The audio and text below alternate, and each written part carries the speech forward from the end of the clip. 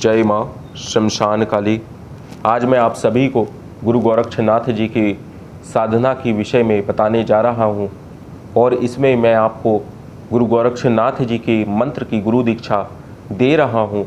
जो भी साधक किसी भी प्रकार के तंत्र से परेशान हैं, उनके ऊपर किसी भी प्रकार की बाधा है, रोग है या विपत्ति है, किसी भी प्रकार के कार्य आपके सिद्ध नहीं हो रहे हैं, तो आप भगवान गुरु गोरक्षनाथ जी की साधना करके उनके आशीर्वाद से अपने कार्य की सिद्धि अवश्य आपकी होगी, ऐसा हमारा परम विश्वास है।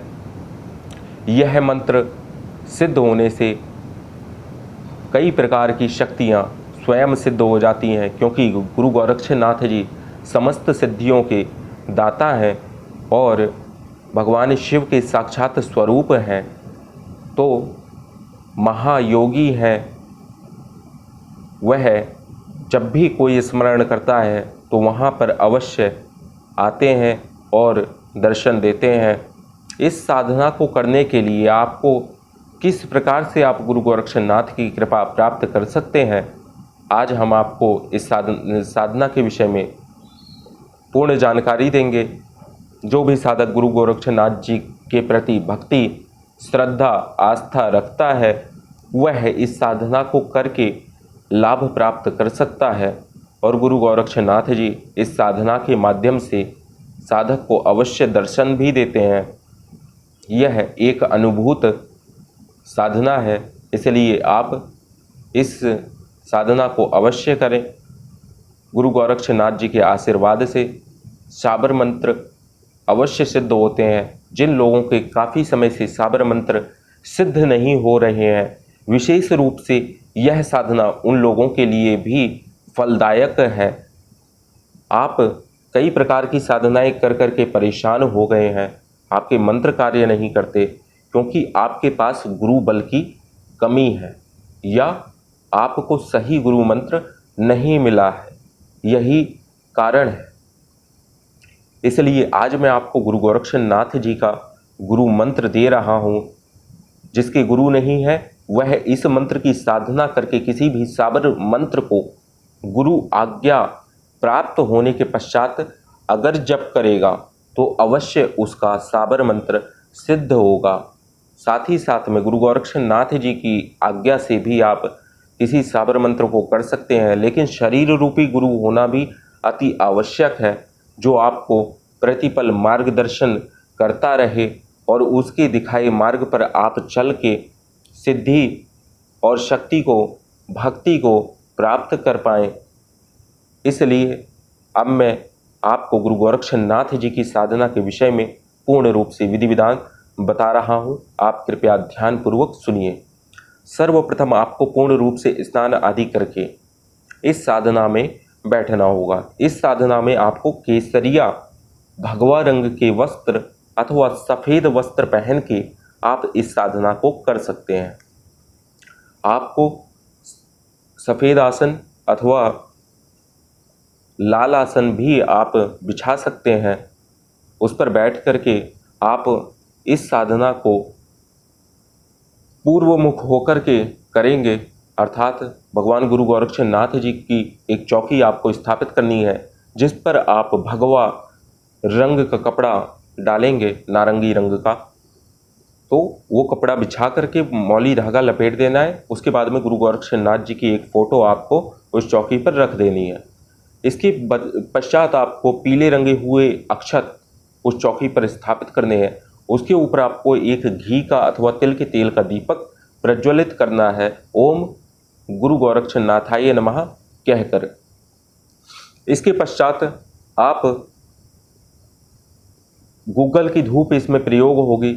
आप गूगल की धूप जलाएं साधना के दौरान में, और एकांत कमरे में आप अगर ये साधना करें, सिद्धि प्राप्ति के लिए अगर आप साधना करना चाहते हैं तो आपको एकांत कक्ष का चयन करना अति आवश्यक होगा। अगर आप बिना किसी सिद्धि के केवल कामना पूर्ति के लिए ये साधना कर रहे हैं तो आप अपने घर में सामान्य रूप से जैसा पूजन कक्ष होता है उसमें भी पूजन करके लाभ प्राप्त कर सकते हैं। साथ ही साथ इस साधना में आपको सर्वप्रथम किसी गुरु गोरक्षनाथ जी के मंदिर में मिष्ठान का भोग लगाना है अथवा 3 मीठे रोट ले जा करके वहाँ गुरु गोरक्षनाथ जी को समर्पित करना है और आप उनको एक भगवा रंग का वस्त्र भी वहाँ चढ़ा करके आएँ। पीली दाल जो होती है वह भी आप 1.25 किलो पीली दाल वहाँ पर रख करके गुरु गोरक्षनाथ जी से उनकी कृपा प्राप्ति के लिए, साधना के लिए आज्ञा मांगेंगे। इसके पश्चात आपको इस साधना पर किसी भी दिन से आप ये साधना कर सकते हैं। विशेष रूप से अगर आप सोमवार की रात्रि में यह साधना प्रारंभ करेंगे रात्रि 10 बजे से, तो आपके लिए अत्यंत अच्छा होगा। इस साधना में आपको 4 घंटे साधना में बैठना होता है।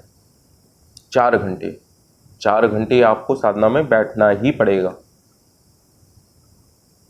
तो आप स्वच्छ होकर के स्नान आदि करके भगवा वस्त्र पहन करके अपने आसन पर विराजमान हो जाइए। आसन मंत्र का पाठ अवश्य करें। हमारी पूर्व वीडियो में आसन मंत्र, आसन बिछाने का मंत्र, आसन पर बैठने का मंत्र, आसन उठाने का मंत्र भी दिया हुआ है।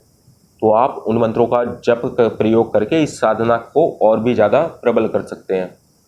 साथ ही साथ में इसमें किसी भी प्रकार की सुरक्षा घेरा की आवश्यकता नहीं होगी। आपको दीप जलाने के पश्चात धूप जलाना है गूगल का। इसके बाद में आपको संकल्प लेना है, हे गुरु गोरक्षनाथ जी, मैं आपके गुरु मंत्र का जप अघोरी मुदित बाबा की आज्ञा से कर रहा हूँ। अपना नाम, अपना गोत्र इसके बाद आपको बोलना है।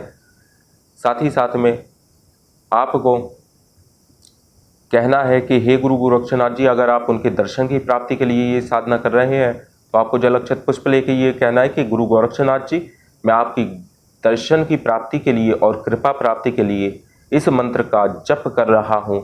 आप मुझे दर्शन दीजिए, अपना आशीर्वाद प्रदान कीजिए और हमेशा मेरे कार्य को सिद्ध करिए। ऐसा कह के आपको ये भी बोलना पड़ेगा आप कितने दिन तक ये साधना करना चाहते हैं। यह साधना आपको 41 दिन करना होगा। 41 दिन तक आपकी ये साधना चलेगी। इसके बाद आपको भूमि पर जल गिरा देना है। तो नित्य प्रति आपको केवल मालाओं का संकल्प लेना है कि आपको कितनी माला करनी है। आपको प्रतिदिन इस साधना में 70 माला मंत्र करना आवश्यक होगा। 70 माला का मंत्र। और दीपक आप जो जलाएंगे उस ज्योति में आपको ध्यान लगाना है।